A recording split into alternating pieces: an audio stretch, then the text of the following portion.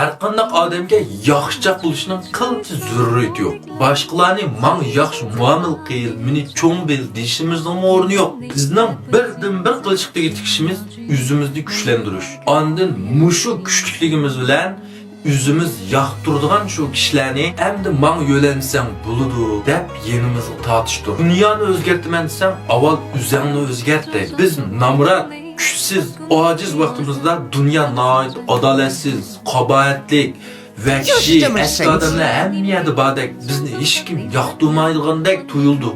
Dunyodan tuyup gitimiz.